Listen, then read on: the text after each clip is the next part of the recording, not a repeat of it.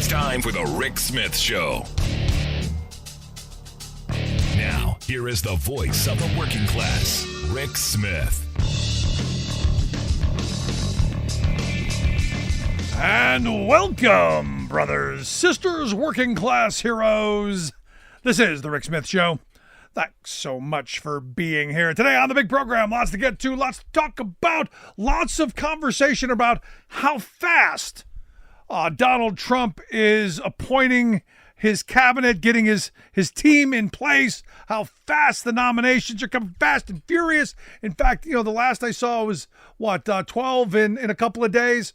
8 days after the election, they made 12 appointments, which if you go back, evidently to get to that level, President Obama and President Biden took almost 40 days to get to that point. George W. Bush took over 50 days. Some of that had to do with the Bush v. Gore litigation. But they're tripping over themselves saying, look how fast, look how efficient. He's learned. He's going to be presidential. Oh, he learned from the last time. No. This is Project 2025 in action. This is the fact that the machine, the right-wing machine, got behind him. The last time, 2016, they didn't want him and they didn't think he had a chance, so they didn't produce a giant document 900 pages long to talk about all of the bad ideas that they wanted to put into law. They didn't pay people, millions and millions of dollars to come up with bad ideas on how to destroy every agency of government. They didn't have their wet dream list. They got it now. And they've got it in a big way. So the fact that you now have a Trump that gets how to play the game a little bit, and a motivated money class and a motivated disinformation machine, some dangerous things are going to happen.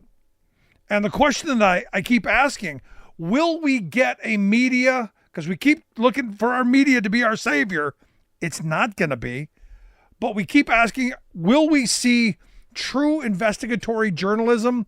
Will we see the vetting of candidates for these positions by our media in a way that does them justice? Or will we see kind of a brushing under the rug to keep access, to stay in good favor, to keep relationships? Because, hey, 4 years going to be a long time to be out in the cold, because this administration will punish you for being disloyal. This is where we're at. This is what authoritarianism looks like. This is what a fascistic government looks like. This is the takeover by corporate CEOs of government. This is that melding of private interests and government interests into the hands of the CEO class. And that's what we've got here, folks. The question is will we pay attention? Now, the hope is look, we've signed on. We are in this through this nightmare. Here at the program, we have made the commitment. We are staying. Because I've had a bunch of people go, what are you going to do, Rick? Well, he's promised to retribution. He's promised to go after his enemies. He's promised, people like you to maybe disappear. Well, if you don't see us, if we're gone one day, you know where we went. Someone came and snatched us up, because we are here for this term. We will be here to spread light on the horrible that's going to happen. You've heard me say the solutions will be in the savagery.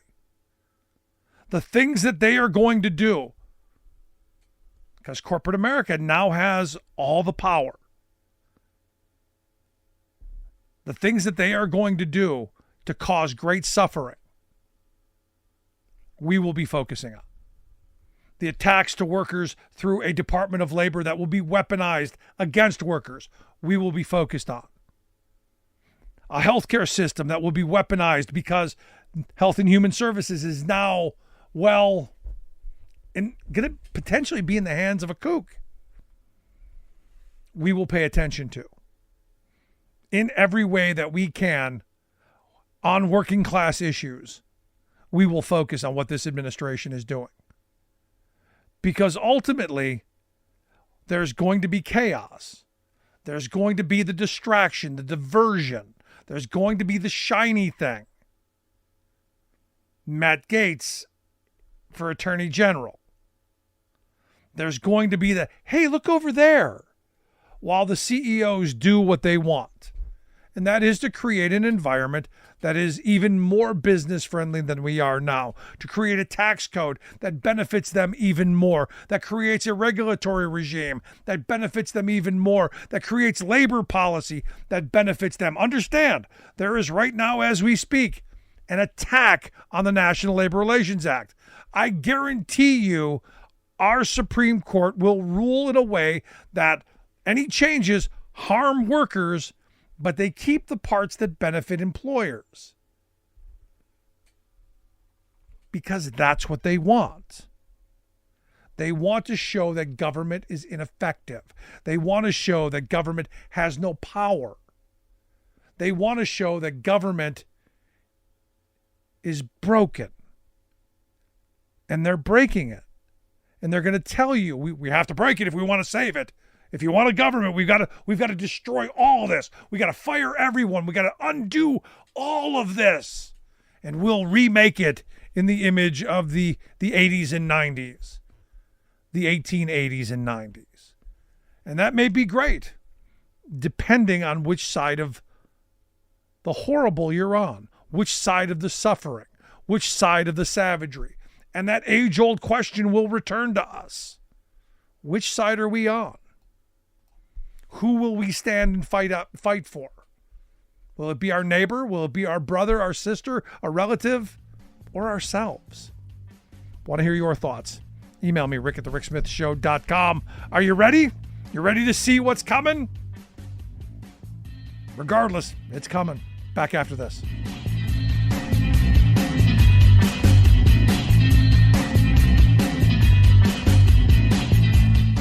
We are AFGE, the American Federation of Government Employees. We represent 700,000 federal and D.C. government workers who are the vital threads of the fabric of American life. We support our nation's military. We take care of our nation's veterans. We protect our nation's borders. We respond to our nation's crises and natural disasters. We provide services to our nation's seniors. The American Federation of Government Employees. We work for America. We are AFGE, the American Federation of Government Employees. We represent 700,000 federal and D.C. government workers who are the vital threads of the fabric of American life. We support our nation's military. We take care of our nation's veterans. We protect our nation's borders. We respond to our nation's crises and natural disasters. We provide services to our nation's seniors. The American Federation of Government Employees. We work for America.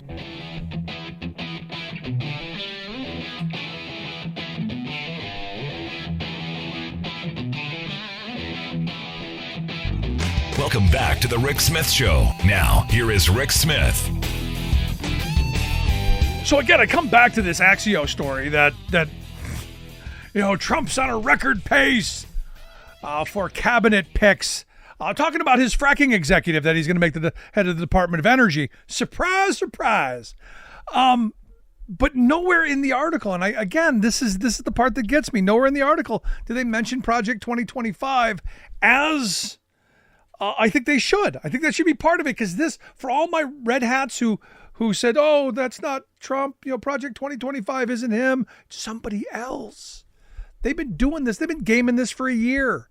They've got all their policies. They got everything lined up. But here to share some thoughts on my big question, whether we're going to have some investigatory journalism, going to look into these I don't even want to call them nominations, but these crackpots and these criminals, or are they just going to let them slide through, for access to Trumpapalooza? I've asked my good friend Sarah Burris to come share some thoughts. Sarah's a reporter over at Raw Story, rawstory.com, the website. Sarah, thanks for taking time for us. Hey, how the heck are you? So this is my question. Are we going to get honest, dig down deep, find not just the salacious dirt, but the actual reality of, these people are CEOs and big rich people with an agenda that doesn't match you and me?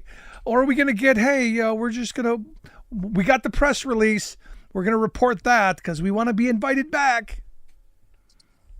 That's an excellent question. I think that already you're starting to see some of the information that the Trump campaign didn't know about. I mean, I wrote a story on Friday about Pete Hegseth and the campaign being completely blindsided by the fact that he had an incident in California where somebody alleged that he sexually assaulted them. And he's been trying to clean it up all weekend. And what his lawyer basically said is, this is a weird sort of thing that just happened. There were no charges filed. There's nothing major that happened here. There's not going to be any other surprises that pop up. And then you find out that a member of the National Guard flagged him as a possible inside threat whenever they were there on Washington, basically guarding Washington on January 6th. So, I mean, that happened less than 24 hours later. It was just like the lawyer said there's not going to be anything else. And then boom, yeah, there was something else. So I think what we found out is that the Trump people are paying for their own vetting for some corporation, which I'm sure is, headed by a bestie or something, instead of using the FBI. And the claim that they made was that if you have a private company do it for you, it takes a heck of a lot less time. Gee, I wonder why. But here's the thing, and Right? This is where if you're Hegseth, don't you throw that out there knowing that somebody's going to find it? Look, and this is where I don't buy that they didn't know. This is something I don't think is important to Trump because, look, Trump himself, same scenario. The porn star claims they had sex. There was a $130,000 payment. Whether he did or he didn't, at this point, I'm not going to say he did or he didn't because I don't care. He paid $130,000. This guy's saying he paid somebody, but it was consensual. It was a married woman, oddly enough, Mr. Family Values. There's just so much here that if you're this guy and you've got to go through a confirmation process, you're out in the fishbowl that the media is going to be looking for anything to tear you down, you have to disclose this. So I ain't buying it that they didn't know. I think they want this circus. It wouldn't surprise me if the campaign didn't know. I wouldn't be surprised if maybe like Trump knew, but everybody else in the campaign or in the transition team was completely blindsided by it. That makes sense to me. I think I understand what you mean about this idea of everybody planning for these people ahead of time. I think, honest to God, this is something where Trump is just saying, okay, what do you guys want? Right? To all of his besties, to all of the loyalists and whatever. He's just saying, what do you want? Okay, you can have it. But Matt Gaetz?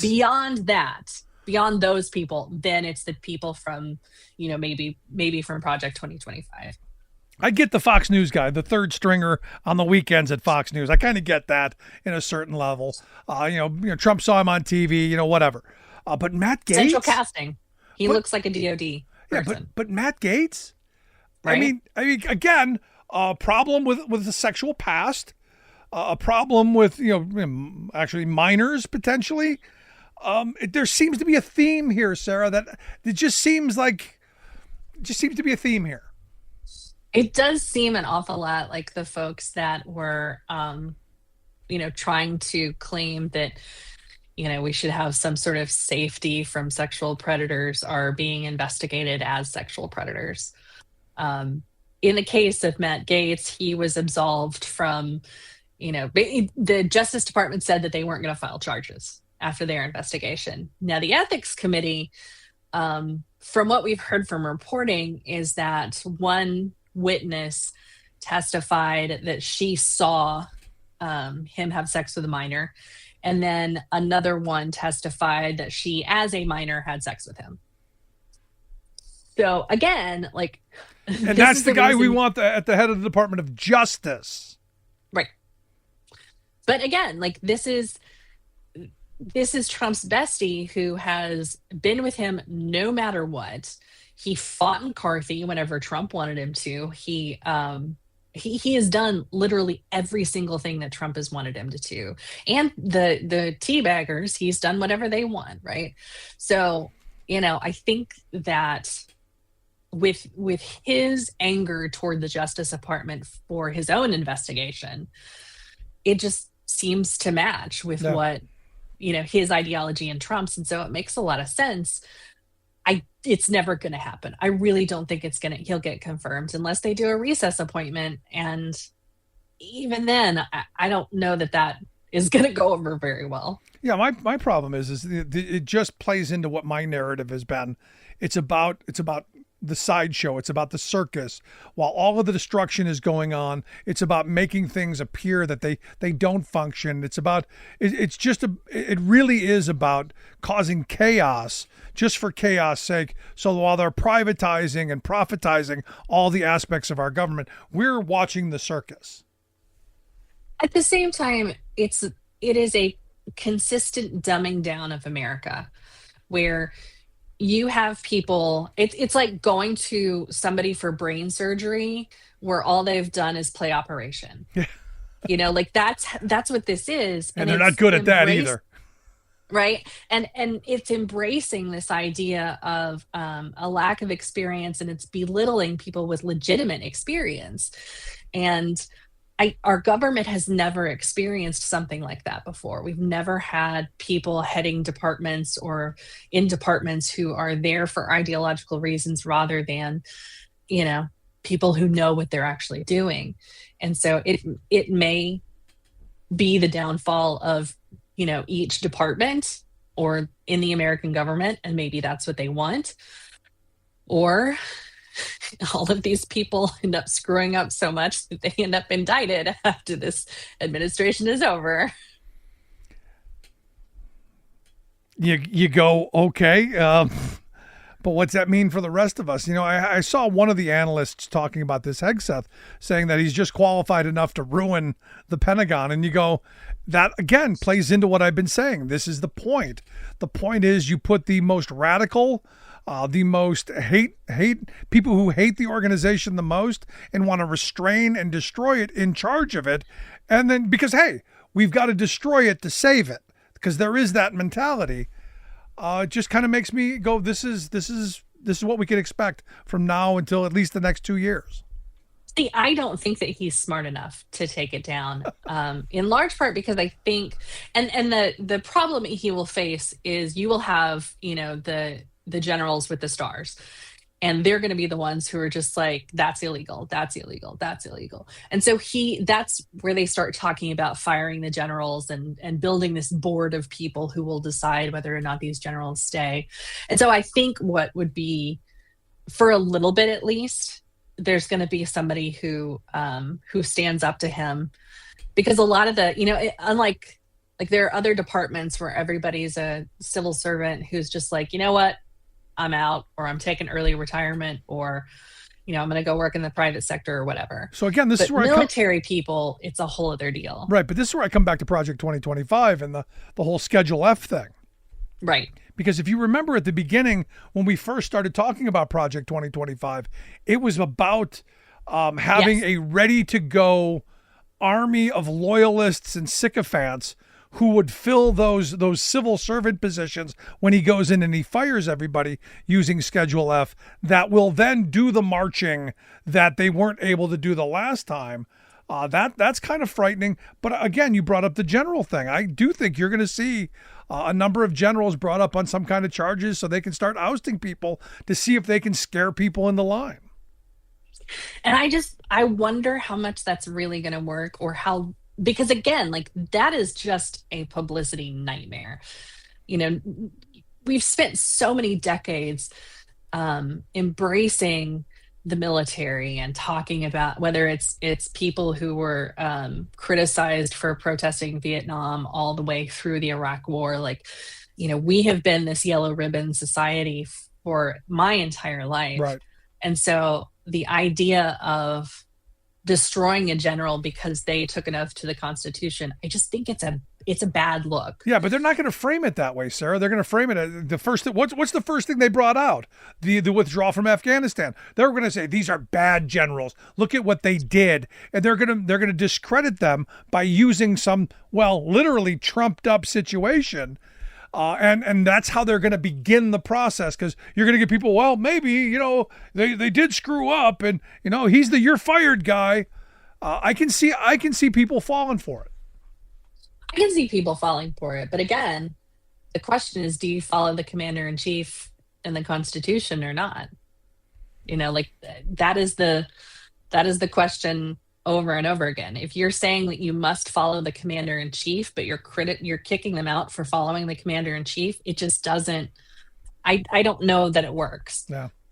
My fear is that, again, like you were saying, the circus is going to distract over here while legitimate stuff is happening here.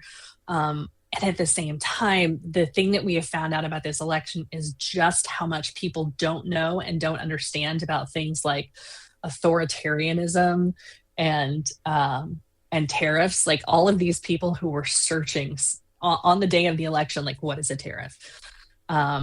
They did a focus group of Trump voters who were talking about, democracy and whatever, and they made some comment about, authoritarianism. And the first question that was asked is, what is authoritarianism?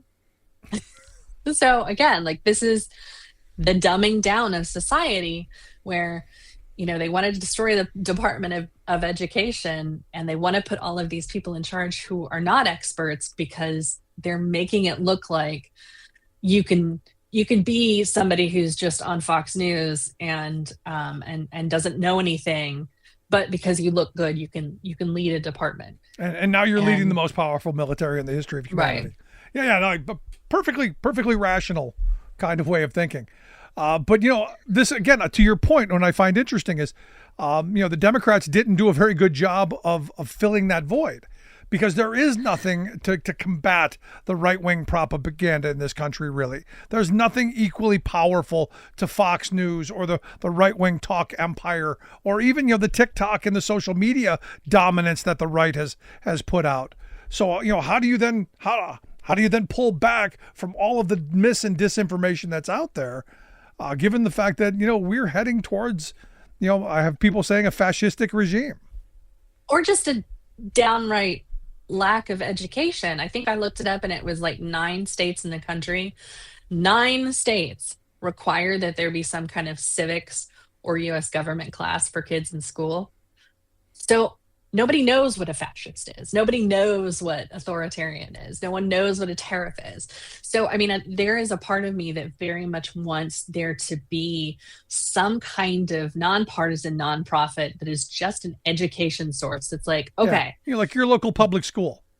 Right. Like your public school, like PBS, like something that is just forcing information on people, where it's like, hey, you want to know what a tariff is? Here's the Schoolhouse Rock version of the tariff, right? We'll dig those guys up. No, because the weird thing is, you're right. No one knows what a tariff is, because, I've been hit, because I'm not against tariffs. If used strategically as part of an overall plan, I'm not against them. I think they can be useful in targeted areas, especially when you're talking about national security and domestic productivity and all of that stuff. But broad blanket tariffs, not great, not good. So on both sides, I've got people on the right who, because Trump wants them, we're all on board, and on the left, since Trump wants them, they're against them with absolutes. I'm somewhere in that middle ground. I say we use them where we need to protect the domestic productivity where we need it, and not where we don't. But you can't have a nuanced discussion in today's world, it seems. That's, again, one of the problems with the partisan dumbing down of America, where it's just, again, we're so siloed and so at each other all the time. No, you're right. Last question I gotta get from you. Doge. Or dog with an E, or Doji. Right. The Department of Government Efficiency, with 2 guys running it and no real power. But they're there's an office now. There's another government office and Musk's, I guess what Musk says he wants to accomplish is a 30% reduction in federal spending, or pulling about $2 trillion out of the economy. I got to tell you, sounds insane to me. Well, here's the thing. If they're going to get rid of all of these generals and basically bring down the military, that's a heck of a lot of cash right there. We're talking like $860 billion that we spend on the U.S. military. And so maybe that's where it is. My favorite part of this story is that Elon Musk went into this deciding he's going to run all of this stuff and he's going to cut, wasteful spending. And he finds out that the most expensive thing on that list is the interest that we're paying on the debt. And so it's like, what are you going to do, Elon? Or you can't just like call up the credit card company and be like, yeah, I need you to drop my interest rate, right? Like, and not to mention the other part of this, Sarah, is, U.S. citizens own a large portion of that debt. Retirement systems own a large portion of that as well. It's kind of what helps our economy go in a certain way. Yeah. And so you're talking about somebody who isn't an economist. Again, he has no idea what the heck he's talking about. The guy can't even handle running Twitter. He had rockets exploding like crazy every couple of weeks. So again, I just don't see how this guy is supposed to be some sort of genius. And yet I don't know how he fixes anything, because again, we have some of the smartest people in the world and they haven't fixed it yet. Yeah. So I don't get it. Yeah, no, I'm with you. Look, I do think there are some areas that we could spend dollars a lot smarter. But this idea that we're just going to pull $2 trillion out of the economy, that will send us spiraling into an absolute depression. And all of the red hats who are screaming, yeah, cut funding, they're going to be the first ones to scream, holler, cry, and whine. Yeah, we need to get those. You've seen the stickers all over the country with the Biden pointing, thing with the cash. I've seen some people who bought new Trump stickers like that. It's just take a picture of the receipt, your grocery receipt from this weekend now or over, Thanksgiving. Take that picture and come back to it in a year and let's see what it looks like and what the difference is. Looking forward to my $1 gas and 99-cent eggs. Can't wait. Right? January 21st. But Sarah, I appreciate the time as always. Good stuff. Thank you. Have an awesome week. You as well. Our good friend Sarah Burris. Want to hear your thoughts? Email me, rick@thericksmithshow.com. Quick break. Right back.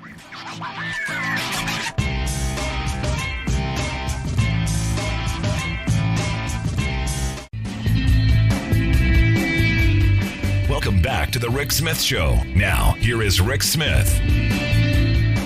I didn't get to this on Monday, but the big Netflix fight, the Mike Tyson Jake Paul fight, I think everyone over 35 was pulling for Tyson.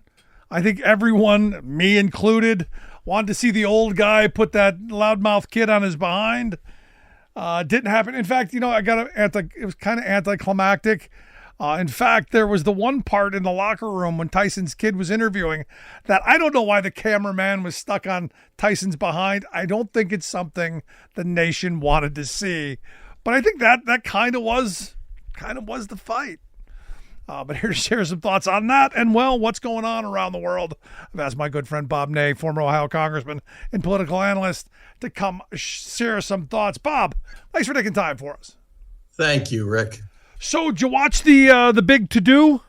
Yeah, and I saw the walk away. He so slowly just walked away with the space there on the behind the missing parts of the shorts, and it was like, okay, that's Tyson. By the way, I had breakfast in the Senate dining room with Holyfield years ago, right? And when we went there, we're sort of looking, and he's like, "You want to see the ear?" And he actually talked about that at the breakfast. But I was for Tyson. I was rooting for Tyson. Now, the two ladies that boxed. Oh wow! Yeah. There was the fight. That was worth watching. That was amazing. But I'm not going to say fixed, and I'm not going to say WWE, but I just kind of get this feeling of a understanding. It went 8 rounds, 2 minutes. The boxing gloves were bigger. He bowed to Tyson. I'm not sure either one. One got 40 million. Tyson got 20 million. I'm not sure that either one had the understanding. If I get the punch out, I'm going to take it. I don't know. That's me. No, look, I look at it as there were a couple of times during the fight, as someone who has seen every Tyson fight at one point or another, that I thought there was the classic opportunity for Tyson to hit him with an uppercut, and he didn't throw any uppercuts that I could see. You look at some of the videos that came out before the fight of him sparring and training. Those aren't the same guys. I don't know how sick he was. There's talk about how sick he was and if he got transfusions or what. But clearly not the same guy that I saw in the training videos. Right. Clearly someone who was wobbly just walking in, let alone boxing for 8 rounds. But here's the thing: it's a 58-year-old guy who got into the ring. I give him credit. Yeah, I mean, look, this is the year of the upsets, so I thought Tyson was going to pull it off. Yeah, I was hoping. Look, and like I said, I think anybody over 35 was pulling for him because we're getting to that age where we're not quite what we used to be. So it'd be nice to see one of the old timers, put one out. Now, from the Jake Paul part, I thought he fought the fight he had to, because he boxed, he stayed away from him, he made Tyson chase him, he basically wore him out, and just didn't have the power to put him out. So it is what it is. One got 40 million, one got 20 million. It's okay. And this is what I said from the start. No matter what happens, this is about the money. This is a spectacle. It's not a boxing match. This is entertainment. This isn't really a grudge match. They tried to make it that, but ultimately we all knew what the game was. You got a YouTube entertainer. You got someone who's, hey, look at me, who figured out how to get all of us to look at him. And we did. Right. We did. Absolutely. That's simple. But, I would have liked to have seen it to be a little more. The 2 Mexican fighters before the women were really good too. And to me, had it been just those 2 fights, it would have been an evening well spent in my view. Absolutely. Yeah. Because I'm a big fan of boxing. We used to hold, get-togethers and have the whole neighborhood come and watch, back in the old days before we had kids. But I'm a big boxing fan. I love the sweet sport. Let's move along. China. It looks like President Xi's doing a diplomatic tour through South America. Curious your thoughts on that. I had a call today from a very educated anthropologist. She's been a longtime friend. And she was going down the path of China's military aggression, et cetera. And I said, well, let's stop for a second. It's not about China's military aggression. It may be about Putin's military aggression, all right? But not China. China it's down there. They're doing this opening of this port, in South America. But also, if we look at BRIC, originally, now it's BRICS, and most people are like, well, what's that? Well, Brazil, Russia, India, China, and now South Africa, and 14 some countries are trying to get into it, including the Kingdom of Saudi Arabia, Iran, etc. Now, BRICS was formed. Now, this is really interesting. BRICS was formed as a development entity. Then it took on a life in the last year or so that, well, maybe they'll follow their own currency, which means you don't use, guess what, the U.S. greenback for a lot of development projects. And then guess who just stepped in the last month and said, well, we're going to put that on hold? Vladimir Putin. Putin did it. You think he's sending a signal to the United States for a deal? Yeah. No, absolutely. But China it's not firing a weapon. It's using its economic development clout. Now, part of the problem we have as a country, the United States, is that we love to sanction. We've sanctioned some of these countries, everything except the air they breathe. It's really not done a good job, has it, in Cuba, of ridding them of the Castro family. So we've taken that diplomatic route. China is taking the route of, let's build for you here. Let's do an opening. Have us down at the port thanking China in the other end of the planet. So China's pretty smart. They are pretty smart about how they're handling diplomacy and money. Well, they're doing what we did after World War II. Yes. They went in and, they said, hey, cool it with your wars. George Carlin does a great bit on this. Stop with your wars. We'll whip a little industry on them because the middle two letters in the word industry are U.S. And we gave them the economic activity. We built roads. We built bridges. We gave them humanitarian aid, made them want to stay home so we didn't have an immigration problem. We used to understand that. We have seemed to have forgotten here over the last, 10, 15 years. And look, I think we're going to continue to make the same mistakes because I don't think the Trump administration is going to reach out to the international community. And I think China is going to fill that void. They will. I met with the late Helmut Kohl, the Chancellor of Germany, years back. And Rick, he told the most emotional, compelling story of how he started to date his wife. The shoes he wore were as a result of the Marshall Plan, the United States. I mean, he gave this whole story about how we came in and we helped people. And it was a remembrance that, they have people, especially and particularly Helmut Kohl's age. And then they were talking about a Marshall Plan for parts of the Arab world, for some underserved areas in Africa. And when you start to think about that, China is sort of doing that. I mean, they've done it even with the Iranians. China has not been backward about what it's trying to do and use that type of diplomacy to really ingratiate itself with a lot of areas of the world. And also, look, at the end of the day, be able to manufacture things and sell into their markets and control their markets, much like we used to do. And somehow, for some reason, and I think I have an idea why, we gave that up. And I would argue it's our billionaire class who wants more for themselves and less for literally everyone else. We used to tax the rich at a very high rate and use it for things like the Marshall Plan, things like building our own infrastructure. We just seem to stop doing it. Sometime I would argue around the Reagan years when we were saying, here, rich people, here's more.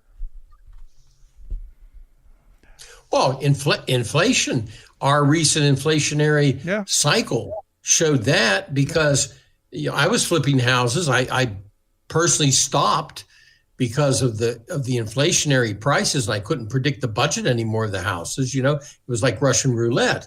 But I would notice prices. I would go in, well, COVID, COVID caused this. And then all of a sudden you see that the supply chain's moving.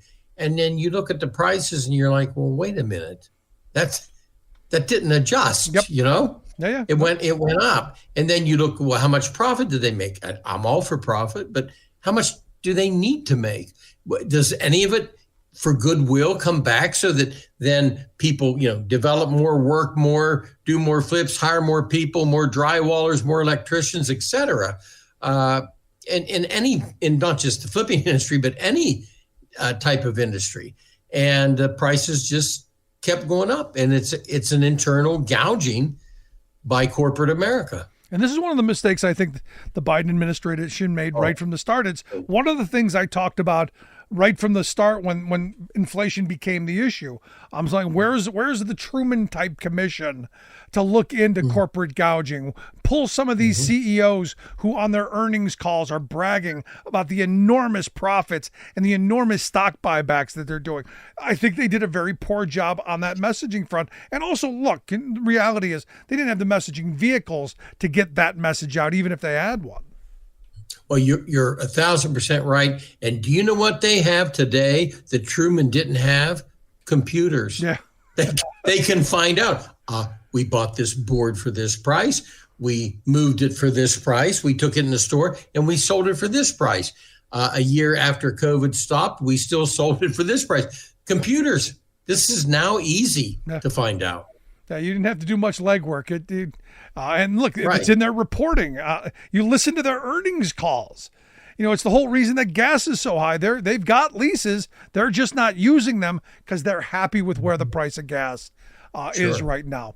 But I got to get some of your thoughts. I can change topics. We've been seeing a lot of appointments, nominations for different cabinet positions. Trump evidently at record pace to fill a cabinet. I'm curious so far.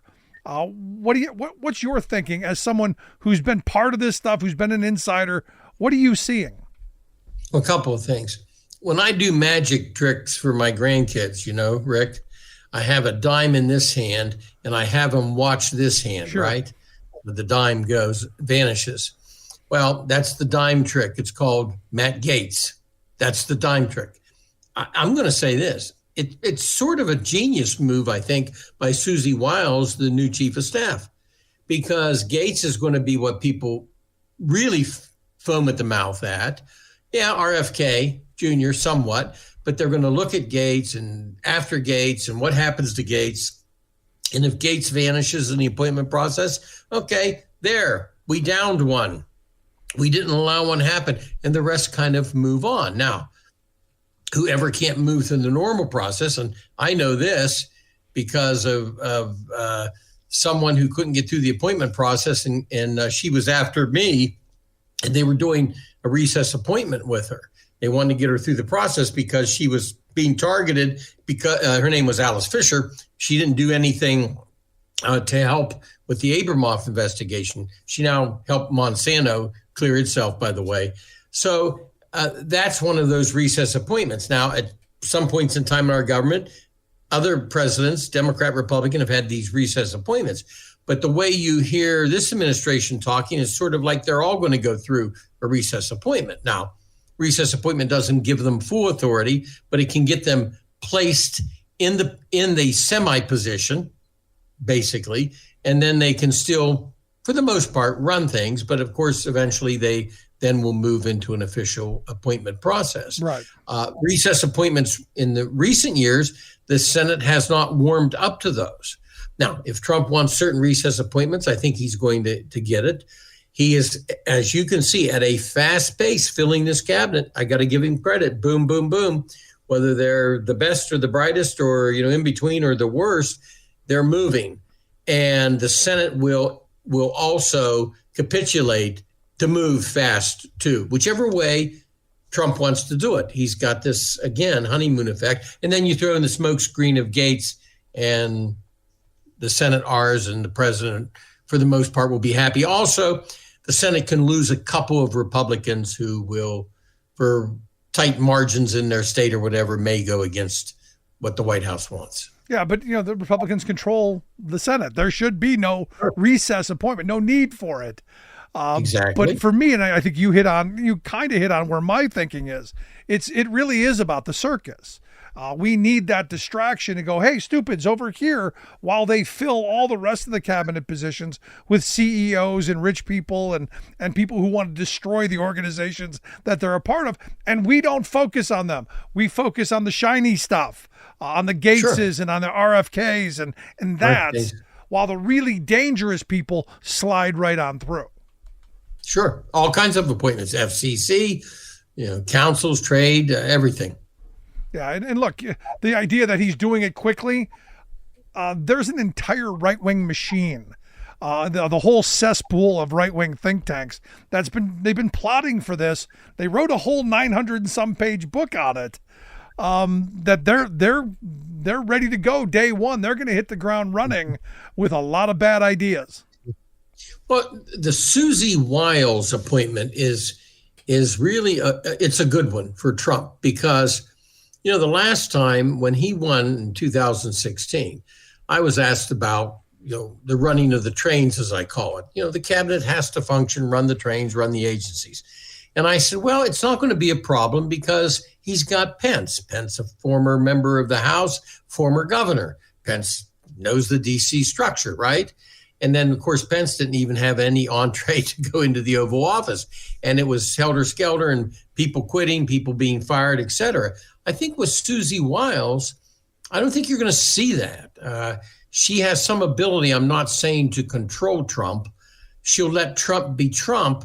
But I do think on certain things, he listens to her, and I think she's a big force about putting this together, moving it rapidly. It is moving like a high-speed rail. Yeah, she's the person Ivanka couldn't be.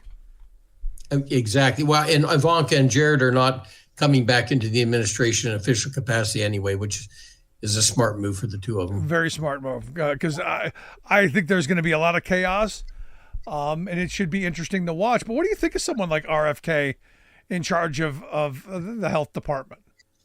Well, if you Google my name and his, you will see a wonderful conspiracy theory that I helped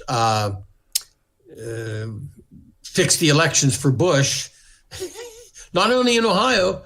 Steny Hoyer, the number 2 Democrat, he and I across the country, by the Help America Vote Act, we fixed the election. Well, if I did, then I've either got a great big Swiss bank account, or I wouldn't have spent a few years in Morgantown Federal Correction, one of the two. I'll tell you that much. So he's a conspiracy theorist. I've been part of his conspiracy theories, anti-vax, et cetera. I don't know how it's all going to turn out, but the commitment that everybody said Trump would go back on, he didn't. He made him head of HHS. There's going to be some controversy, especially when it comes to vaccines.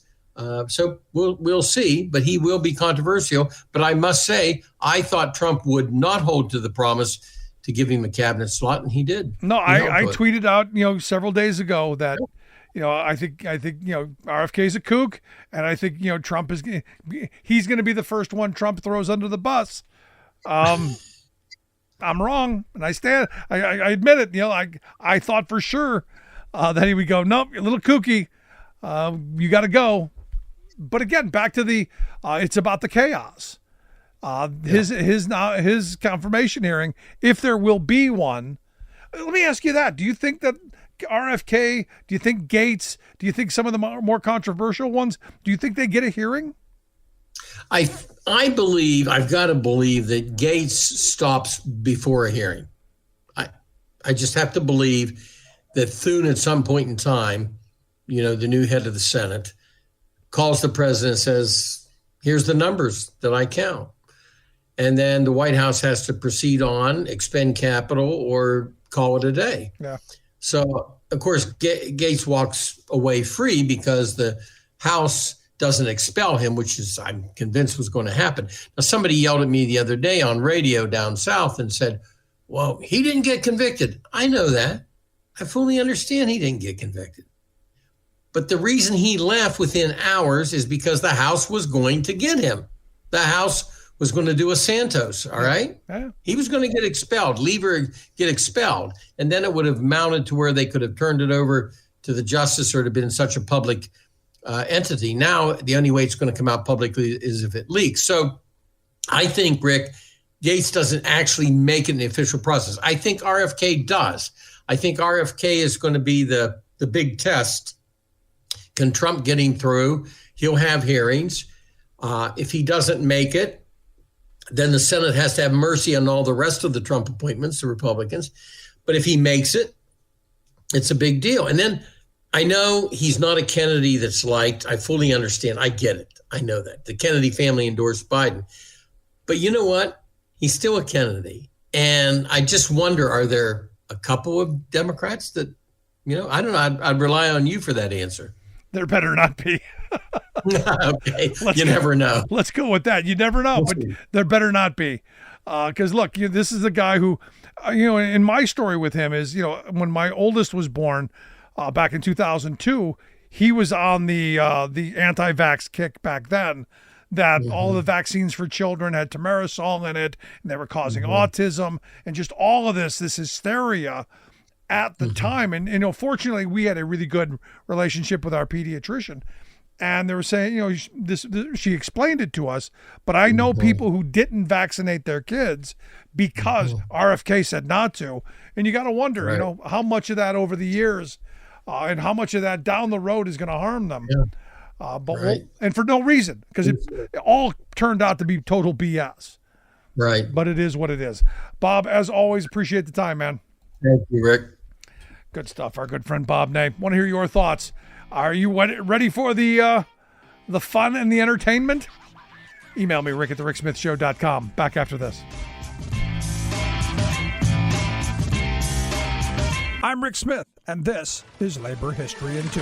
On this day in labor history, the year was 1919. That was the day that federal agents stormed the offices of the industrial workers of the world in New York City. They were looking for evidence connecting the organization to radical communists or anarchists. The ransacked office was part of the infamous Palmer raids, when Attorney General Alexander Palmer responded to the growing Red Scare hysteria by raiding the offices of leftist organizations and arresting thousands. Hundreds of immigrants to the United States were deported during the raids without legal due process. The 1917 Russian Revolution had stoked fears about a spreading communist threat. Newspaper headlines helped to drum up public panic. A week before the IWW raid, a headline on the front page of the Evening World, published in New York City, declared, "Reds in U.S. plotted revolution, deportation for all radicals." The day after the IWW raid, a Washington Post headline read, "Law to crush Reds." Writing in 1920, Attorney General Palmer warned, quote, "The chief appeal communism makes is to the worker. If they can lure the wage earner to join their own gang of thieves, if they can show him that he will be rich if he steals, so far they have succeeded in betraying him to their own criminal course." Palmer went on to describe how communists had, quote, "stirred discontent, caused irritating strikes, and infected our social ideas with the disease of their own minds and their unclean morals." Palmer's references to workers and irritating strikes demonstrate that he perceived the labor movement as part of the communist threat. Anti-communist hysteria took its toll on the most radical elements of the U.S. labor movement, especially the IWW. You're listening to The Rick Smith Show, where working people come to talk. I gotta tell you, I wish RFK Jr. weren't such a kook. I mean, to be honest, because there are some things that I think, there are issues, and again, this is the blind squirrel finding a nut. There are some things that I think need to be done. I do think we need someone to take on Big Pharma. I do think we need to take on some of the bureaucracy in getting things approved and looked at. I think there are true things that need to be done.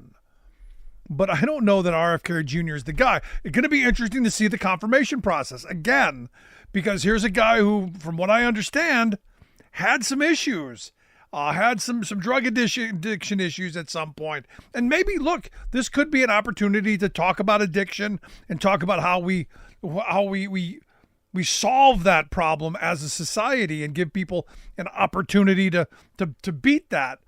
But a lot of kooky stuff there. I mean, to be honest, a lot of kooky stuff. The story about the dead worm, the brain worm, kind of weird. The story about the bear. I mean, who does that?